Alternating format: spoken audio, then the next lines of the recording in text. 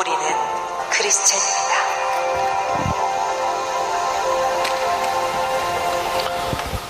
예, 우리가 본 동영상은 27살의 젊은 나이에 한국에 와서 순교한 최초의 개신교 선교사인 토마스 선교사의 동영상입니다. 그는 한국 땅에서 복음을 한 번도 전해보지 못했습니다. 그의 죽음은 헛된 것 같았습니다. 그렇지만 그의 죽음은 헛된 것이 아니었습니다. 우리가 동영상을 통해서 보았지만 최치량이라고 하는 12살 먹은 아이가 토마스 선교사가 전해준 성경을 3권을 입수하게 됩니다. 겁이 나서 그 당시 관리인 박영식에게 그 성경을 건네주게 되고, 이 박영식은 이 성경이 지금이야 그렇게 다 가치 있다고 생각하지 않지만 그 당시에는 종이가 너무 좋았기 때문에 그걸 가지고 벽에 도배를 했던 거예요. 자기 집에 도배를 했습니다. 그런데 최치량이라고 하는 12살 먹은 이 어린이가 나중에 장성을 해서 그 박영식이 그 성경으로 도배했던 그 집을 구입을 하게 됩니다. 그리고 그것을 여관으로 사용하면서 수많은 선교사들이 그 여관에 머물게 됩니다. 나중에 은혜를 받고 예수를 믿고 최치량이가 장로가 되고 박영식이가 장로가 되고 토마스 선교사를 죽였던 그 사람마저도 하나님의 사람으로 돌아오게 되는 것입니다. 그리고 그 여관으로 사용했던 토마스 선교사가 전해준 성경을 도배했던 그 집이 평양의 최초의 교회인 널다리 교회가 됐고, 그것이 우리가 잘 아는 1907년에 한국의 부흥을 주도했던 평양 대부흥이라고 이야기하는 장대현 교회의 모체가 된 것입니다. 여러분, 이런 모든 것들이 우리는 우연이라고 볼 수 없는 것입니다. 하나님께서 한 사람의 순교로 말미암아 하나님은 하나님의 일을 이루어 가셨던 것을 우리는 알 수 있는 것입니다. 얼마 전에 평양 과기대 그 연변 과기대가 있고 평양 과기대를 세웠잖아요. 그 세우는 터에 그 북한에 가서 평양에 그 과기대를 세우는 자리가 토마스 선교사의 기념교회가 있던 자리인 것을 공사를 하면서 발견을 한 거예요. 토마스 선교사의 순교를 기념해서 기념교회를 세웠는데 북한에서 그걸 다 헐어버렸던 거예요. 그걸 요번에 우리 정진경 총장과 평양 과기대를 세우는 사람들이 들어가서 하다 보니까 그 자리가 바로 토마스 선교사의 기념교회가 세워졌던 교회다. 그 위에 지금 평양 과기대가 세워졌던 것입니다. 여러분, 한 사람의 순교가 어찌 헛된 것이라고 우리가 이야기할 수 있겠습니까? 저는 설교를 준비하면서 놀라운 사실을 하나 발견했습니다. 그것은 뭐냐면 스티브 프라이스라고 하는 의사입니다. 이 의사가 매사추세츠 보스턴이라는 지역의 의사로 활동을 하는 사람인데요. 2만 5천 명의 그 지역에 사는 의사 2만 5천 명 가운데 가장 탁월한 의사 25명을 선정하는 데 뽑힐 정도로 탁월한 사람이었습니다. 그러니 명성이 있고요. 그것 때문에 얼마든지 그는 행복한 삶을 살았던 사람입니다. 그런데 이 사람이 휴가를 맞아서 자기의 고향을 방문했습니다. 그 고향이 어디냐면 우리가 그 토마스 선교사가 어릴 때 신앙생활을 했고 그리고 그를 파송한 하노버 교회, 그 교회 근처였던 거예요. 이 의사가 휴가를 맞아서 자기 고향에 간 거예요. 그리고 고향을 가서 그 주변을 이렇게 걷다 보니까 웬 조그만 교회가 하나 있는 거예요. 이 사람은 토마스가 누구인지도 모르는 사람이었습니다. 그런데 그 교회 안을 들어간 거예요. 조그만 교회, 하노버 교회. 지금 현재 한국 목사님이 그 교회에 담임을 하고 있습니다. 이 교회를 들어간 거예요. 그런데 거기에 한국 지도가 있고 한국 무슨 공예품이 있고 그런 것들이 걸려 있는 거예요. 그래서 유심히 그것들을 바라보는 중에 하나님의 음성을 듣게 됩니다. 이 의사가 고백합니다. 하나님께서 말씀하셨다는 거예요. 이 사람을 알아야 한다. 거기 토마스 선교사의 사진이 있고 했는데 그의 발자국을 따라가 보라. 성령께 순종하는 것이 무엇인지 너에게 가르쳐 줄 것이다. 하나님의 음성을 들은 거예요. 전혀 몰랐어요. 그 교회가 토마스 선교사가 나온 교회인지도 몰랐고 토마스 선교사가 누구인지도 모르는 사람이에요. 그냥 자기 고향에 휴가를 맞아서 갔다가 산책하는 길에 조그만 교회가 있어서 들어갔는데 그 교회가 토마스 선교사를 파송한 교회였고 토마스 선교사가 은혜 받은 교회였다는 거예요.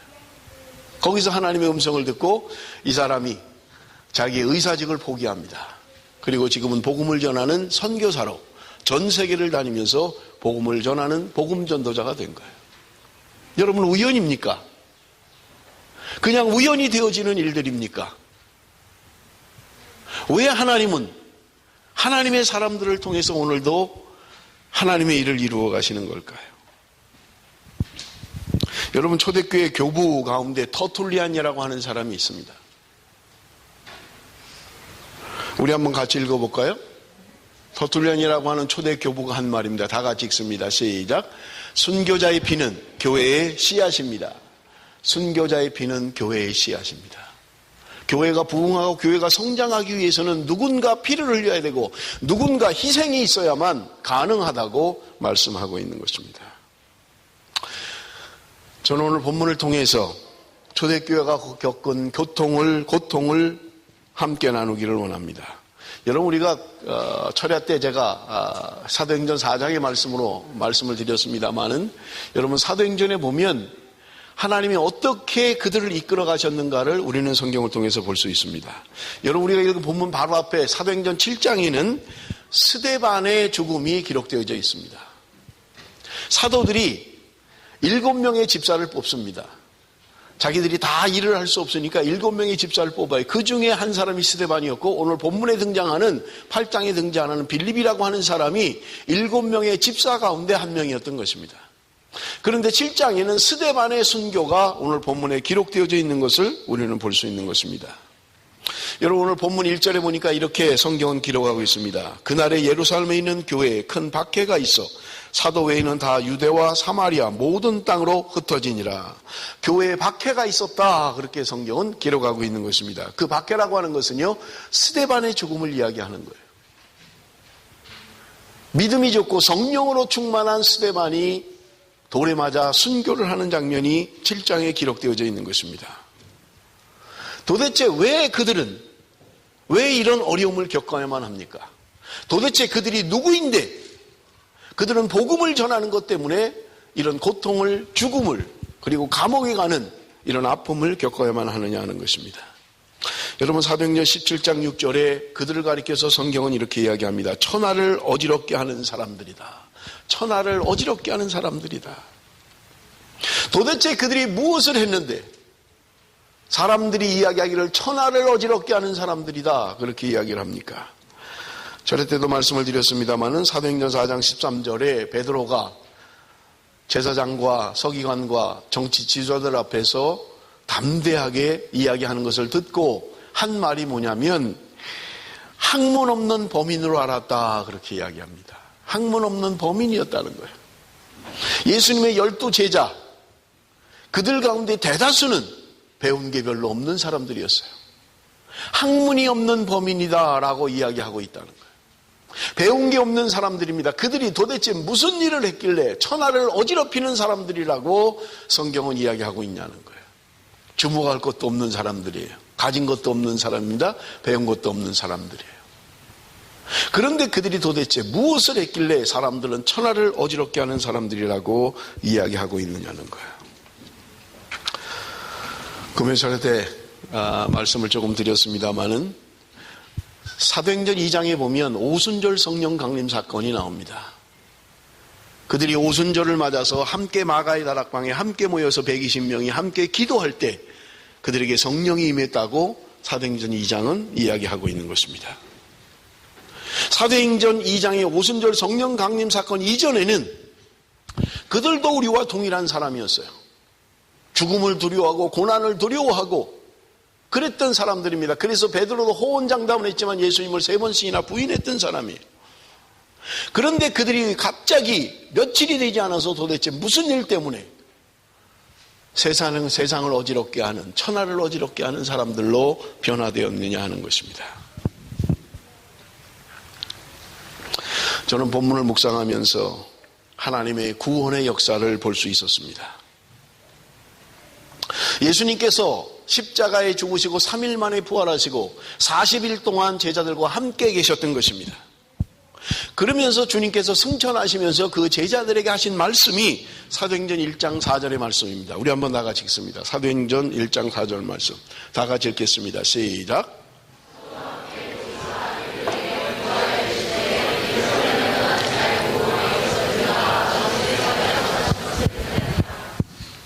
예수님께서 제자들에게 말씀하셨습니다.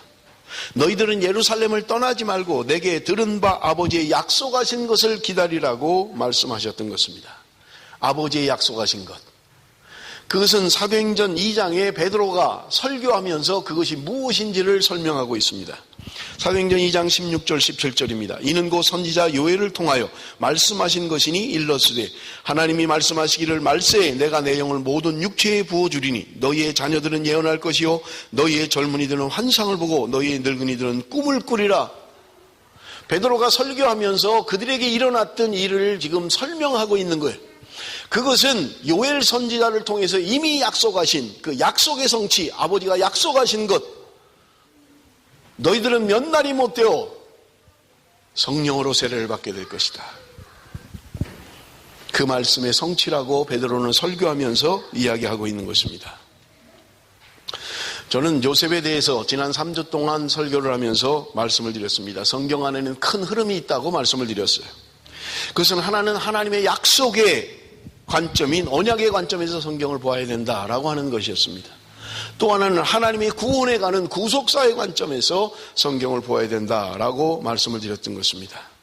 여러분, 오순절 성령 강림 사건은 어느 날 갑자기 이루어진 일이 아니라고 성경은 우리에게 분명하게 말씀하고 있는 것입니다. 오래전에 이미 계획된 하나님의 구원의 계획 가운데, 하나님의 약속 가운데 이루어진 사건인 것을 성경은 우리에게 말씀해 주고 있는 것입니다. 사도들의 집사로 뽑은 7명 가운데 스데반이라고 하는 사람이 순교를 당합니다. 그것 때문에, 이 핍박 때문에, 이 어려움 때문에 그 당시에 예루살렘에 남아있는 사람들이 사도 외에는 전부 다 흩어졌다고 성경은 이야기하고 있는 거예요. 여러분, 우리가 아는 것처럼 오순절 성령 강림 사건 이후에 초대교회 예루살렘 교회는 급속히 성장을 했습니다. 한 번 설교할 때 3,000명, 5,000명씩 회개하고 예수를 믿었던 것입니다. 사도행전 3장에 보면 베드로와 요한이 기도하러 올라가다가 평생 동안 나면서부터 40여 년 동안 안전뱅이 된 사람을 예수의 이름으로 고침을 받습니다. 이러한 놀라운 일들이 벌어지는 거예요. 그들은 학문 없는 범인들이었습니다. 주목할 만한 것이 없는 사람들이에요. 무슨 대단한 사람들이 아닙니다. 그럼에도 불구하고 그들이 오순절 성령 강림 사건을 통해서 그들은 위대한 사역자로 변화되었던 것입니다. 그래서 지금 많은 사람들이 도망을 간 거예요. 다른 나라로, 멀리, 가까이 다 도망을 갔던 것입니다. 그런데 오늘 본문 8장은 이야기하고 있는 것입니다. 빌립이라고 하는 사람이 사마리아로 도망갔다는 거예요. 그리고 거기서 복음을 전했다고 성경은 말씀하고 있는 것입니다. 사도행전 8장 6절에 보니까 말씀합니다. 무리가 빌립의 말도 듣고 행하는 표적도 보고 한 마음으로 그가 하는 말을 따르더라. 빌립이 하는 말, 빌립이 전한 말을 들었다고 이야기하고 있는 것입니다. 그런데 말씀만 들은 게 아니라 그들은 표적을 보았다, 그렇게 오늘 이야기하고 있는 것입니다. 그들이 말씀을 전할 때 따르는 표적이 있었다는 거예요. 그래서 많은 사람들이 고침을 받고 오늘 성경이 이야기하는 것처럼 중풍병자와 안전뱅이와 수많은 사람들이 고침을 받았다고 성경은 이야기하고 있는 것입니다. 그래서 예루살렘 교회는 도대체 사마리아에 이런 놀라운 기적이 일어나는 이유가 뭐냐? 그래서 사람을 파송하게 됩니다. 사도행전 8장 15절에서 17절의 말씀입니다. 예루살렘 교회는 베드로와 요한을 사마리아 교회에 파송을 합니다. 그들이 가서 그 사마리아의 사람들에게 안수할 때 성령이 임했다고 이야기하고 있는 것입니다. 그들이 내려가서 그들을 위하여 성령 받기를 기도하니 이는 아직 한 사람에게도 성령 내리신 일이 없고 오직 주 예수의 이름으로 세례만 받을 뿐이더라. 이에 두 사도가 그들에게 안수함에 성령을 받는지라. 사마리아 교회에 성령을 받았다고 이야기하고 있는 것입니다. 제가 청년부에서 성령론을 강의하면서도 말씀을 드렸습니다마는 사도행전 안에는 성령이 임한 것을 반복적으로 이야기하고 있어요. 오순절 성령 강림 사건 단 한 번만 성령이 임한 것이 아니라 4장에도 임했고 8장에도 임했고 10장에도 임했고 19장에도 임했고 반복적으로 성령이 임하는 것을 우리는 볼 수 있는 것입니다. 여러분, 재미있는 것은요, 사도행전 7장에 스데반이 순교를 합니다. 하나님의 사람이 의미 없이 죽는 것 같습니다만은 그렇지 않아요.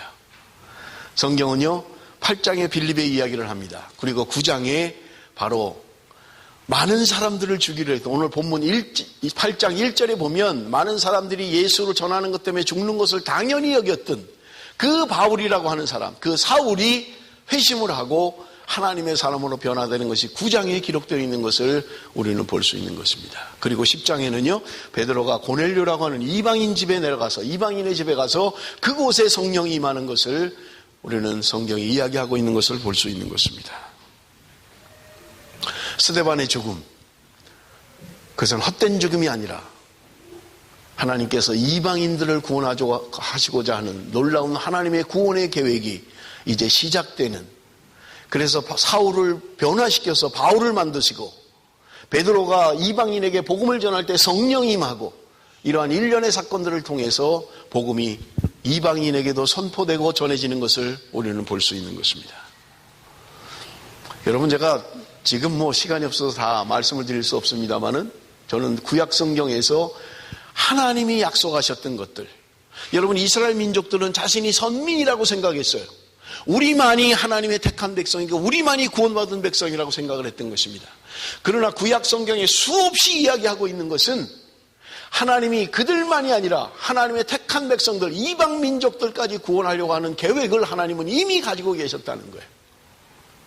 그것이 아브라함을 부르시는 장면에서부터 하나님은 이방 민족에 대한 모든 열방이 예수 믿고 주님께 돌아올 계획을 가지고 계셨다는 거예요. 어느 날 갑자기 이루어진 사건이 아니라 하나님은 하나님의 스케줄대로, 하나님의 계획을 따라서 이방 민족을 구원하는 사람으로 사울을 등용을 하시고 사울을 통해서 이방 민족을 구원하는 하나님의 일을 이루어 가셨던 것입니다.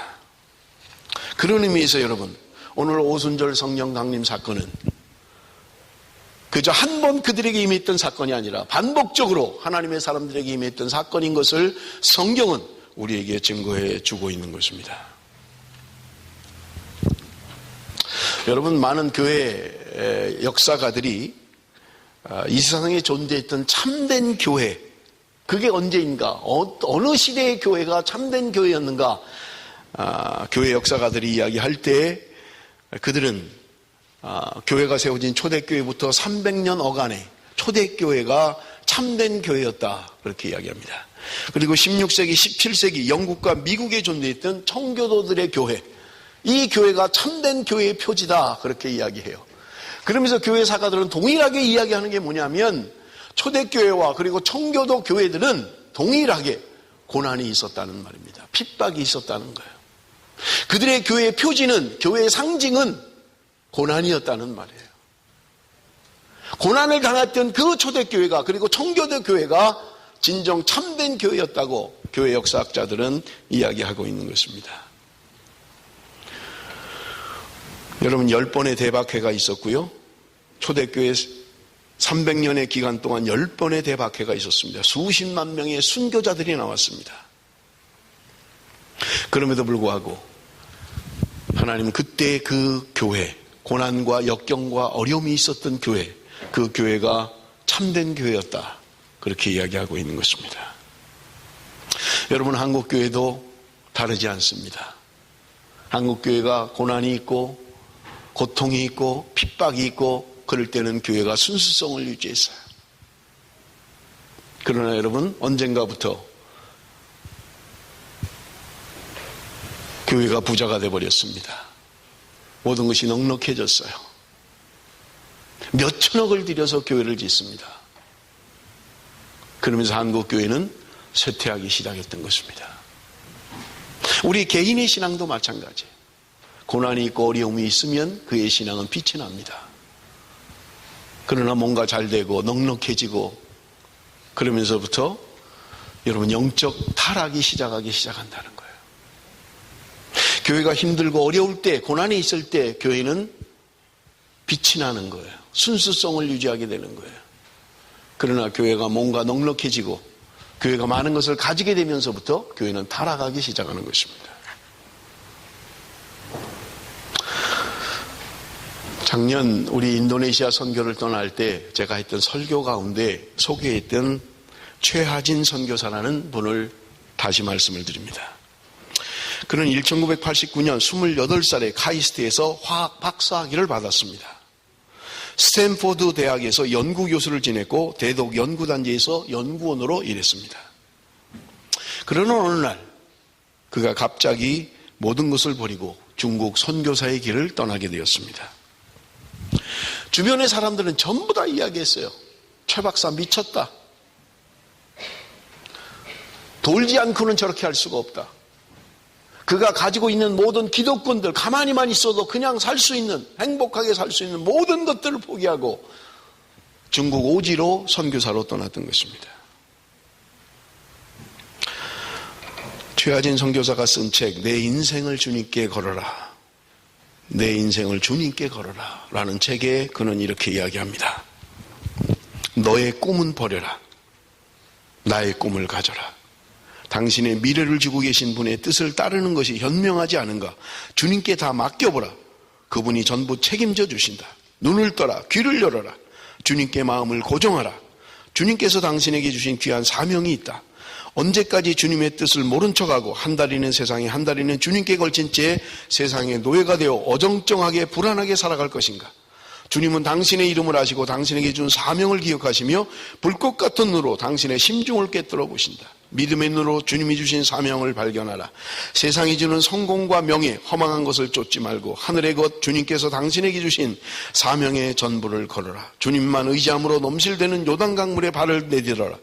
불가능 앞에 서도 기죽지 말고 주님의 이름을 불러라. 주님께 전부를 건 자의 인생을 책임져 주시는 주님을 체험하라. 전능하신 주님께서 당신 인생에 개입하셔서 그분께는 기적이 아니지만 당신 눈에는 기적인 그 놀라운 일들을 이루시도록 당신 자신이나 세상이 아니라 오직 주님께 인생을 걸라. 그런 이야기하고 있는 것입니다. 그는 중국의 청소년들을 위해서 열방 중고등학교를 설립을 했습니다. 2002년에 공사를 시작했지만 2003년 8월 학교 개교를 앞두고 한 달 전까지 공사 대금을 주지 못하는 거예요. 그 당시에 한 달 안에 1억이 필요했다는 거예요. 1억이 있어야만 공사비를 주고 개교를 하는데 돈이 없는 거예요. 잠을 자지 못했다고 합니다. 일주일 동안 잠을 자지 못하고 어떻게 하면 돈을 구할 수 있을까? 어떻게 하면 해결을 할 수 있을까? 그렇게 고민을 했다고 합니다. 그런데 그가 그렇게 고민하는 순간에 자신이 깨달은 게 있었다는 거예요. 자기가 하나님을 바라보지 못하고 하나님을 주목하지 않고 어느 땐가부터 돈 해결할 궁리만 하고 있더라는 거예요. 그는 하나님 앞에 자신의 잘못을 회개하고 하나님만 구하기 시작합니다. 그런데 그때 놀랍게 충남 둔포라고 하는 곳에 목회하는 한 목사님이 자기 친구가 죽으면서 그 목사님에게 1억을 맡겨놨던 거예요. 그러면서 선교에 써달라 그랬다는 거예요. 이 목사님은 자기 교회에서 파송한 선교사들이 있으니까 자기 교회에 파송한 어떤 선교사가 하는 사역을 위해서 그 돈을 주려고 전화를 했다는 거예요. 전화할 때마다 자기 마음속에 이상하게 여기가 아닌데 그런 마음이 자꾸 들더라는 거예요. 이 목사님이 최하진 선교사의 이야기를 듣게 됩니다. 선교사님의 이야기를 듣게 돼요.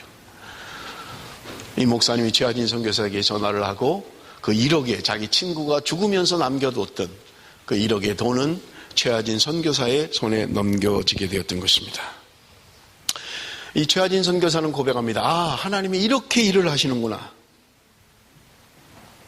그런데 하나님께서 이 최하진 선교사에게 말씀하시더랍니다. 내가 나를 위해서 학교를 짓고 어떤 사역을 하고 주님의 일을 하는 거 소중한 일이긴 하지만 나는 너에게 더 소중한 것이 있다. 그것은 내가 나를 진심으로 신뢰하는 것이다. 네가 하는 어떤 사역보다 소중한 것, 그것은 네가 나를 절대 신뢰하는 것, 나는 그것을 원하는 것이다. 사랑하는 성도 여러분, 우리는 내일 모레 선교정탐을 떠나게 됩니다. 우리는 하나님을 절대 신뢰하는 믿음을 가지고 가야 합니다. 하나님만이 하실 수 있는 그 하나님을 절대 신뢰해야만 합니다. 하나님은 우리를 실망시키지 않으실 것입니다. 하나님의 계획은 오늘도 하나님의 사람들을 통해서 하나님의 구원의 계획을 이루어 가시는 것입니다. 오늘 우리 성경은 이야기합니다. 마지막 절 8장에 이야기하는 것처럼 그 성에 큰 기쁨이 있었다고 성경은 이야기하는 거예요. 환난 때문에 도망갔던 사람입니다. 환난을 피해서 핍박을 피해서 빌립은 사마리아로 도망갔던 거예요. 여러분, 그런데 그 사마리아는 어디입니까? 우리가 아는 것처럼 여러분, 유대인들에게는 원수 같은 곳입니다. 남유다와 북이스라엘의 수도인 사마리아. 여러분, 원수 같은 사람들이에요. 같이 보지도 않아요. 우리가 이미 살펴봤잖아요. 사마리아 땅을 지나가지 않기 위해서 훨씬 돌아가야 함에도 불구하고 그들은 그 길을 선택했어요. 사마리아 땅을 밟는 것조차 싫어했습니다. 그렇게 원수의 나라였어요. 같은 한민족이면서도 우리 북한과 남한과 같은 존재. 그런데 그곳에 누구도 가기를 싫어하는, 아무도 가고 싶지 않은 그 사마리아 땅에 갔다는 거예요. 물론 환난과 핍박 때문에 갔습니다. 고난 때문에 갔습니다. 그런데 그것이 바로 복음을 전하는 기회가 됐고, 빌립이 가서 사마리아 성에 복음을 전할 때 많은 사람들이 말씀을 듣고 예수를 믿고 그들에게 기쁨이 있었다. 오늘 성경은 우리에게 말씀하고 있는 것입니다. 사랑하는 성도 여러분, 우리는 가야만 합니다. 하나님이 우리에게 가라고 하는 곳에 가야만 합니다. 어떤 이유에서든지, 그것이 환난과 핍박 때문이든지 우리의 의지와 우리의 생각이든지 하나님께서는 그곳에 기쁨을 주실 것입니다. 우리는 다른 것이 아니라 복음을 전해야만 하는 것입니다. 기적과 이적이 중요한 것이 아니라 복음을 전하는 곳에 기적과 이적이 수반됐던 것을 사도행전은 이야기해주고 있는 거예요. 단지 빌립의 이야기만 아니라 스데반이 그랬고요, 베드로가 그랬고요, 수많은 사도행전의 성경의 인물들이 복음을 전할 때 기적과 이적을 행했던 것을 우리는 볼 수 있는 거예요. 기적과 이적이 우리의 목표가 아닙니다. 우리는 복음을 전해야 돼요. 예수 그리스도, 생명의 주이신 예수 그리스도, 그분을 전해야만 하는 것입니다. 그럴 때 하나님께서는 복음에 따르는 기적과 이적을 보여주실 것입니다. 오늘 우리가 선교 정탐을 떠나면서 예수 그리스도, 우리는 그분을 전해야만 합니다. 그럴 때 복음을 듣는 그들에게 기쁨이 있고 그들에게 구원의 역사가 나타날 것입니다. 이 일을 위해서 갈 때 여러분, 남아있는 여러분 기도해 주시기를 부탁을 드립니다. 여러분, 선교는 선택이 아닙니다. 내가 못 가니까 그냥 보내야 되겠구나. 그렇지 않습니다. 우리 모두가 선교사입니다. 우리는 선교적 삶을 살아야만 합니다. 여러분의 직장에서, 여러분 주변에서 내 이웃에게 복음을 전해야만 하는 것입니다. 주님께서 오늘 우리에게 원하시는 것입니다. 우리는 복음을 들고 주님이 말씀하신 땅끝까지 가야만 하는 것입니다.